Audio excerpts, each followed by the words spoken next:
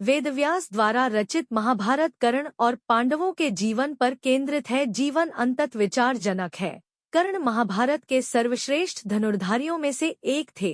कर्ण 6 पांडवों में सबसे बड़े भाई थे। भगवान परशुराम ने स्वयं कर्ण की श्रेष्ठता को स्वीकार किया था। कर्ण की वास्तविक मां कुंती थी और कर्ण सहित सभी पांडवों के धर्मपिता महाराज पांडु थे। कर्ण के वास्तविक पिता भगवान सूर्य थे। कर्ण का जन्म पांडु और कुंती के विवाह के पहले हुआ था।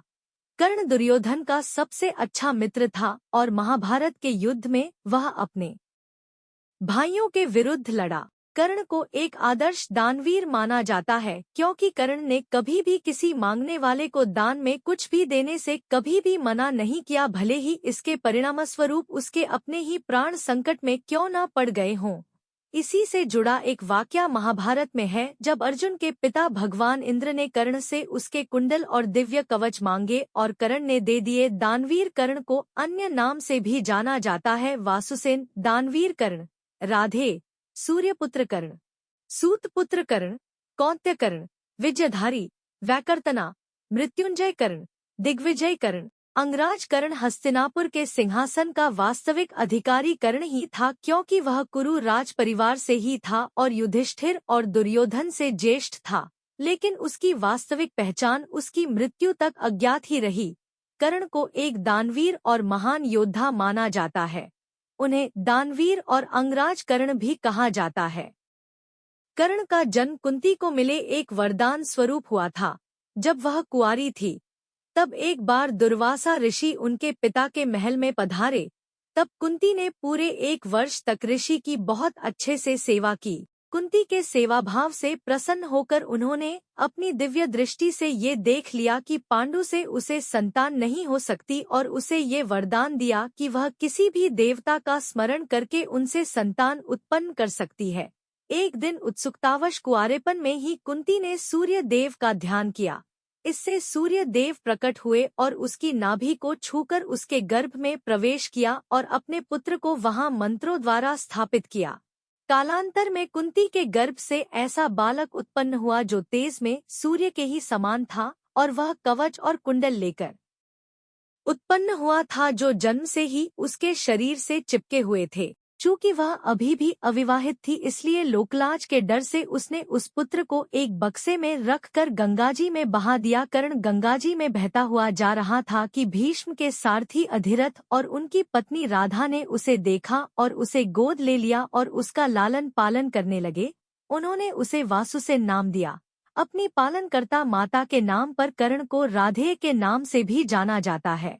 अपने जन्म के रहस्योद्घाटन होने और अंग का राजा बनाए जाने के पश्चात भी कर्ण ने सदैव उन्हीं को अपना माता पिता माना और अपनी मृत्यु तक सभी पुत्र धर्मों को निभाया। अंग का राजा बनाए जाने के पश्चात कर्ण का एक नाम अंगराज भी हुआ। युवावस्था से ही कर्ण की रुचि अपने पिता अधिरथ के समान रथ चलाने की बजाय युद्धकला में अधिक थी।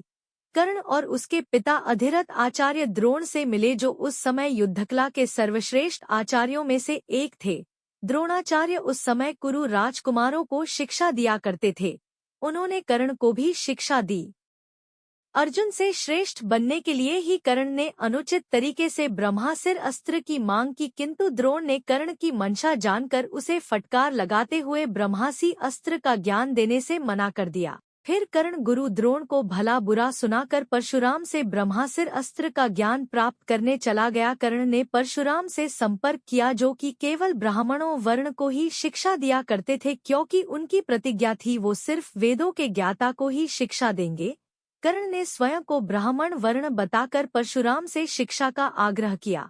परशुराम ने कर्ण का आग्रह स्वीकार किया और कर्ण को अपने समान ही युद्धकला और धनुर्विद्या में निष्णात किया।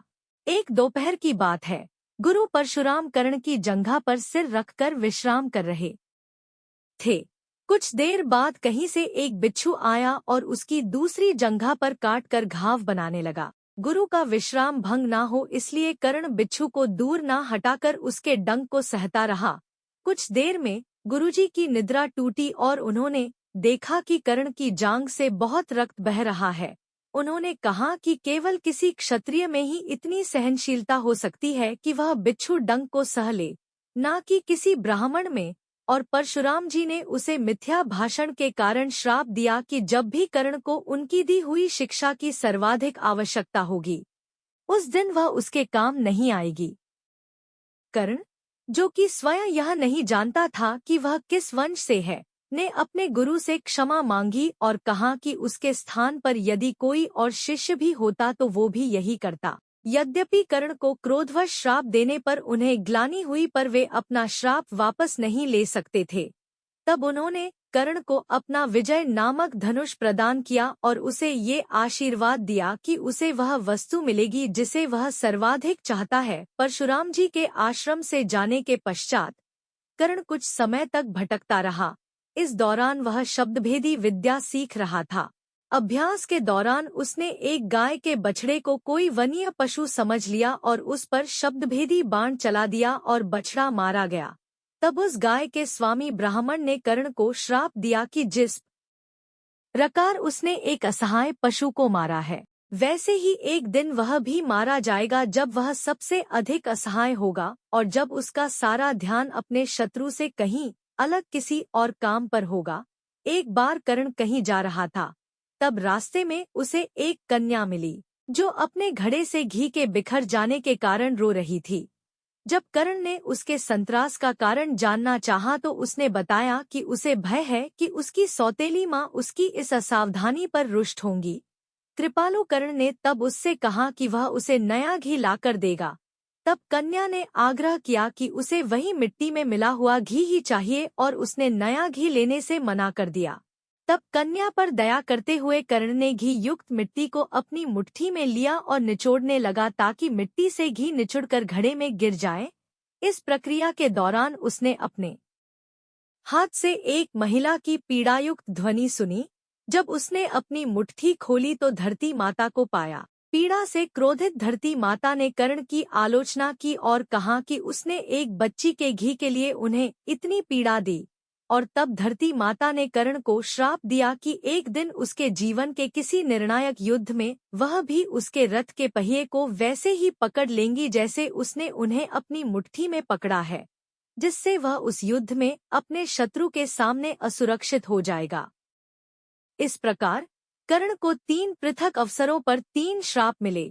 दुर्भाग्य से ये तीनों ही श्राप कुरुक्षेत्र के निर्णायक युद्ध में फलीभूत हुए, जब वह युद्ध में अस्त्र विहीन, रथ विहीन और असहाय हो गया था। यदि एक ब्रह्मास्त्र भी शत्रु के खेमे पर छोड़ा जाए तो न केवल वह उस खेमे को नष्ट करता है, बल्कि उस पूरे क्षेत्र में 12 से भी अधिक वर्षों तक अकाल पड़ता है। और यदि 2 ब्रह्मास्त्र आपस में टकरा दिए जाए तब तो मानो प्रलय ही हो जाता है। इससे समस्त पृथ्वी का विनाश हो जाएगा और इस प्रकार एक अन्य भूमंडल और समस्त जीवधारियों की रचना करनी पड़ेगी। महाभारत के युद्ध में 2 ब्रह्मास्त्रों के टकराने की स्थिति तब आई जब ऋषि वेदव्यास जी के आश्रम में अश्वत्थामा और अर्जुन ने अपने अपने ब्रह्मास्त्र चला दिए। तब वेदव्यास जी ने उस टकराव को टाला और अपने अपने ब्रह्मास्त्रों को लौटा लेने को कहा। अर्जुन को तो ब्रह्मास्त्र लौटाना आता था, लेकिन अश्वत्थामा ये नहीं जानता था और तब उस ब्रह्मास्त्र के कारण परीक्षित उत्तरा के गर्भ से मृत पैदा हुआ।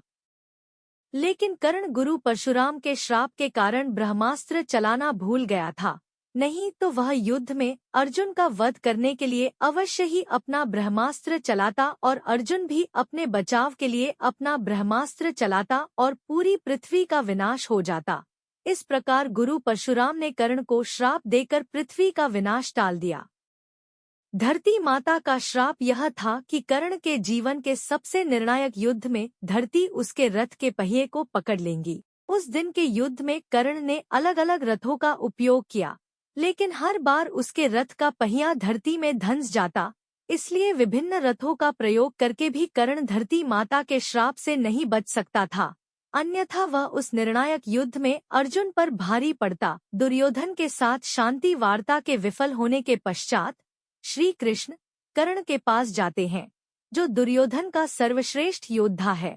वह कर्ण का वास्तविक परिचय उसे बताते हैं। कि वह सबसे ज्येष्ठ पांडव है और उसे पांडवों की ओर आने का परामर्श देते हैं। कृष्ण यह विश्वास दिलाते हैं कि चूंकि वह सबसे ज्येष्ठ पांडव है, इसलिए युधिष्ठिर उसके लिए राज सिंहासन छोड़ देंगे और वह एक चक्रवर्ती सम्राट बनेगा। पर कर्ण इन सब के बाद भी पांडव पक्ष में युद्ध करने से मना कर देता है, क्योंकि वह अपने आप को दुर्योधन का ऋणी समझता था और उसे ये वचन दे चुका था कि वह मरते दम तक दुर्योधन के पक्ष में ही युद्ध करेगा। वह कृष्ण को यह भी कहता है कि जब तक वे पांडवों के पक्ष में हैं, जो कि सत्य के पक्ष में हैं, तब तक उसकी हार भी निश्चित है। तब कृष्ण कुछ उदास हो जाते हैं, लेकिन कर्ण की निष्ठा और मित्रता की प्रशंसा करते हैं और उसका यह निर्णय स्वीकार करते हैं और उसे ये वचन देते हैं कि उसकी मृत्यु तक वह उसकी वास्तविक पहचान गुप्त रखेंगे। जब महाभारत का युद्ध निकट था, तब माता कुंती कर्ण से भेंट करने गई और उसे उसकी वास्तविक पहचान का ज्ञान कराया। वह उसे बताती है कि वह उनका पुत्र है और ज्येष्ठ पांडव है। वह उससे कहती है कि वह स्वयं को कौन्तेय कहे, ना कि राधेय। और तब कर्ण उत्तर देता है कि वह चाहता है कि सारा संसार उसे राधे के नाम से जाने, ना कि कौन्तेय के नाम से। कुंती उसे कहती है कि वह पांडवों की ओर हो जाए और वह उसे राजा बनाएंगे। तब कर्ण कहता है कि बहुत वर्ष पूर्व उस रंगभूमि में यदि उन्होंने उसे कौन्तेय कहा होता तो आज स्थिति बहुत भिन्न होती। पर अब किसी भी परिवर्तन के लिए बहुत देर हो चुकी है और अब ये संभव नहीं है।